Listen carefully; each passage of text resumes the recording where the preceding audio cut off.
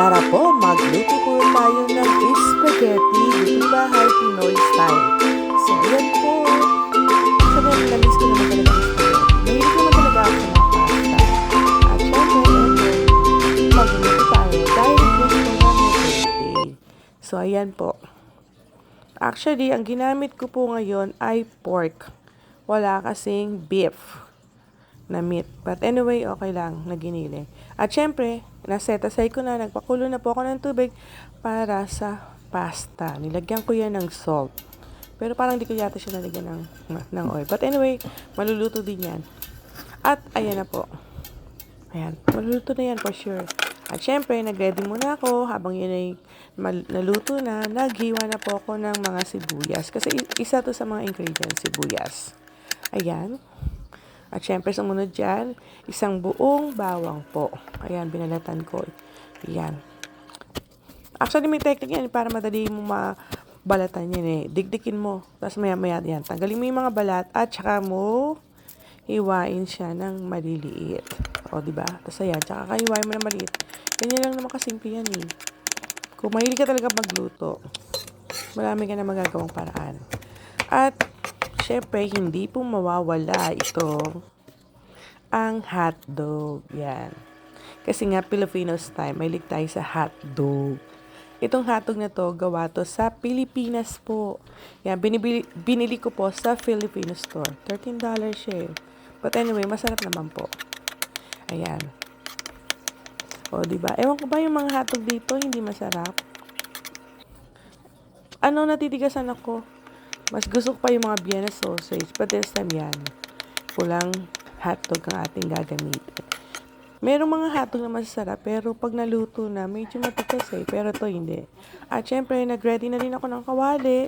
At ang ginamit ko, yung avocado butter ko. O, ano ba? Avocado oil. Basta yun ang ginamit ko. At ayan na, gigisahin na po natin yung mga hiniwa nating bawang at sibuyas. At pagkatapos po niyan, ilalagay na po natin yung giniling na baboy. Yan. Yung iba, ginagawa nila, pinapakuluan na muna nila yung giniling. Tapos, tsaka nila i-drain, tsaka nila gigisahin para mabilisan. Pwede din naman po yan actually. Depende kung paano po yung gagawin ng madalian. Pero minsan ginagawa ko din yan. Papakuluan ko na lahat yung meat, tsaka ako siya gigisahin. At tsaka, syempre, hindi mawawala, lalagyan natin yan ng panlasa, yung salt, pepper, at syempre yung patis. At ayan na, sinama ko na nga yung hotdog, nakita nyo. At ito yung spaghetti sauce na ating gagamitin. Yung Filipino style. Hindi yung, iba kasi yung sauce dito eh. Mas okay yan. Sabi ko nga sa inyo, Filipino style eh. Ayan. At syempre, meron po akong dinagdag dyan. Ayan, maluluto na. Madali na siya lumambot eh. At syempre, nilagay ko yung mga cheese. O basta cheese, white cheese. O yan. Sinama ko po dyan para mas medyo magkaroon ng lasa. Inisip ko parang may kulang eh. Ayan. Tapos, ayun, sinamahan ko po siya ng pineapple chunks. Yan, instead of maglagay ako ng sugar, yan, chunks na lang yung pineapple. Okay lang naman. Isang lata lang naman nilagay ko na maliit. So, ayan, hinalo-halo ko hanggang sa kumulo siya, hanggang sa maluto na. Ayan po. Diba? Yum, yum, yum. At syempre, ginawa ko, Filipino style nga eh. Pinagalo ko syempre yung sauce dun sa spaghetti. Tsaka haluin mo siya ng mabuti. Ginawa ko kasi ito para matansya ko. Baka mamaya, hindi magkasya yung sauce. At hindi ko na rin pinakita sa inyo, nilagyan ko ulit siya ng ketchup. Kasi parang nakukulangan ako dun sa sauce na ginamit ko. So, ayan, haluin niyo po lang mabuti. Spaghetti, lutong bahay. Filipino style. Ayan. Mga bata mahilig sa spaghetti. Ako, spaghetti. Umiyak ako pag naubusan ako ng spaghetti. Ewan ko ba? Paborito ko talaga din ng spaghetti. Spaghetti, pansit. Pampahaba ng buhay. Kaya siguro mahaba buhay ko dahil mahilig ako sa ganito. Yung mga mahaba. Basta. Pasta o whatever. Pasta, spaghetti. Gusto ko yan. So, ayan po. Lutong bahay. Nilagyan ko pa ng maraming cheese. Maraming salamat po sa inyong panonood. Ayan na. Happy birthday po.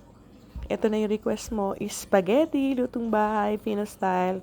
Ayan na yung spaghetti. Siyempre, titikman ko siya. Ayan, maraming salamat po sa inyong panonood. God bless everyone po. Tara po, kain tayo ng spaghetti. Nagutom na tuloy ako. Ayan. Comment below lang po kung sa tingin ninyo, tama ba yung luto ko. Bahala kayo. See po, bye-bye. Happy lang po tayo. Happy eating, happy tummy. Yan, sarap ng kain ko. Busog na busog ako. Ay, nakadalawang spaghetti ako. Basta spaghetti, love na love ko po yan. Ayan. Sana po nagustuhan niyo po yung aking pagluluto. Ayan, until next time po.